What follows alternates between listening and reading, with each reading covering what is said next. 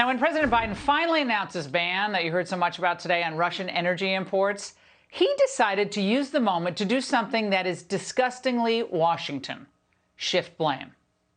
This is a step that we're taking to inflict further pain on Putin. But there will be cost as well here in the United States. Defending freedom is going to cost. It's going to cost us as well. Now, who's he kidding? We've been doing nothing but paying for Biden's and his party's mistakes since he took power. From their insane COVID mandates to their willful denial of inflation to their maniacal crusade against fossil fuels and now their bungling of U.S. foreign policy. Now, this isn't simply incompetent. At this point, it's purposeful. I think it's vindictive.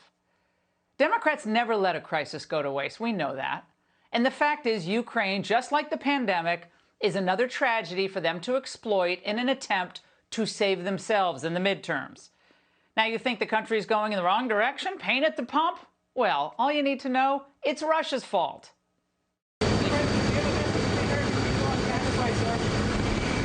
going to go up. Can't do much right now. Russia's responsible. Now, this is just one of the many lies that Biden's telling Americans who are suffering under his weak leadership. There's nothing that a U.S. president, the most powerful country in the world, nothing he can do about it? Nothing? It's all in Putin's hands? Are we all just imagining our previous energy independence under Trump? Well, that's what Biden wants you to believe. It's simply not true that my administration or policies are holding back domestic energy production. That's simply not true. Well, except that's precisely what he did do. He halted new drilling. He issued fewer permits. He ditched the big Alaska oil project. He suspended leases in Anwar. And he canceled Keystone XL.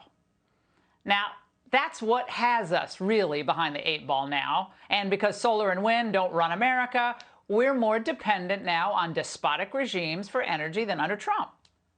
Now, enter the Biden team's genius new plan: boycott Russia, buy Venezuela.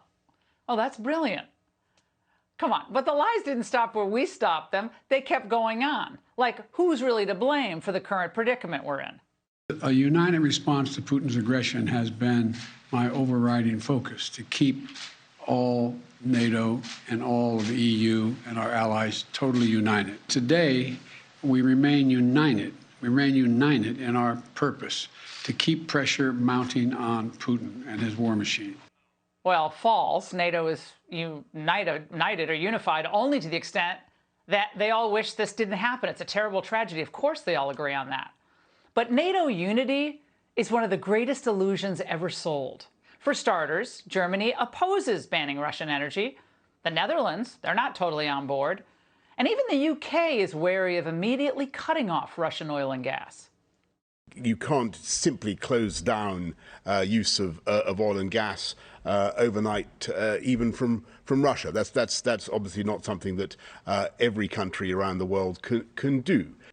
Well, maybe so, but that's Biden's fault too. They could have been buying from us, but Biden shut it down and empowered Russia as a major supplier of Europe's oil, natural gas, and coal. So what would have made us stronger and freer, and by extension, make Europe stronger and freer, the Democrats wholeheartedly rejected. And that's all on Putin? Well, he's just a beneficiary of our own self-loathing, self-destructive, terrible, awful, rotten leadership. Biden swore to uphold and protect the Constitution of the United States, not to uphold and protect international norms, global equity, climate change, and a border area in a non-NATO country. Yet the people controlling Biden, they know full well that their Go Green global agenda requires the resetting of the American mind away from the old normal to a new, more compliant kind of normal. So every move they make is designed to prepare you, America, to get used to living with a little less. Less travel, less privacy, less income, less freedom. But when you're pining away for the way that things used to be, don't blame Joe, blame Vlad. Americans are paying a higher price at the pump because of the actions of President Putin. this is a Putin spike at the gas pump. I'm going to do everything I can to minimize Putin's price hike here at home. Who needs a White House press secretary, though, when you have a White House press corps to spin for you? Gas is actually less expensive than it was in 2008 during the previous record if you take inflation into account. We spoke to one couple who says they say it's worth paying higher prices right now. I'm willing to pay higher prices at the gas. I am too. I'm willing to sacrifice and pay for the people that are suffering in Ukraine. Now, every single person that we have spoken to here feels the exact same way. They feel that it's worth it to pay higher prices if it is supporting the people in Ukraine. Oh, we'll see in November, won't we? Well, these are Biden propagandists. They would make Putin proud. They're so good at their job. Now, thus, when Biden drones on about the cost of defending freedom in Ukraine, our own citizens now, with everything that's been happening over the past 14 months, may be wondering about our own freedom and our own safety at home. Because they're seeing life's basic necessities become increasingly unaffordable and unattainable. Meanwhile, they see our southern border becoming increasingly overrun with migrants and criminal cartels. But don't think about that. No. You're not allowed to complain about anything that is happening here. No, you are not. Because if you do, you're just doing Putin's work. You're doing it for him. Or you do not care about the suffering of the Ukrainian people. You're a horrible person if you worry about your own country. Well, we do worry about Ukraine, but we also care a lot about what's being done to our own country by people who will not stop lying. Russian oil will no longer be acceptable at U.S. ports, and the American people will deal another powerful blow to Putin's war machine. A powerful blow. Well, the war in Ukraine will end when Putin gets the deal he wants, and not a moment sooner. When most of Europe is still buying oil from Russia, and when China's there to pick up the slack, our oil sanctions, they're not nothing, but they're basically symbolic. Finally, the venal, destructive role our press is playing here cannot be overstated. They don't believe that Americans paying higher gas and food prices is a real sacrifice for them. They believe America has too much. And it's time to reset the American mind altogether. Global thinking only, please. Now, despite all their alleged concern about Ukraine, the media remain committed to what we know is just a highly partisan and divisive agenda that weakens our country and ends up helping our enemies.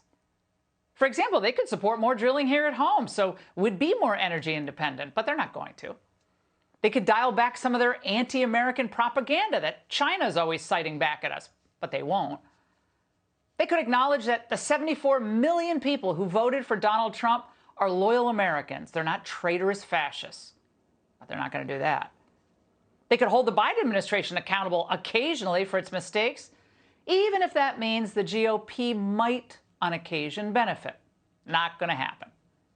They could tell the truth about China, including how it influences U.S. politics. Don't hold your breath. All of these developments would make America stronger and thereby put us in a better position to help Ukraine and defend democracy. But no one really expects the media to abandon its radical hard-left agenda. Instead, they're going to continue their civil war against America firsters and their culture war against everyone who believes in traditional morality, and of course their propaganda war against the whole idea of the United States, because like Biden and like the Democrats, they care more about those causes than they do about Ukraine.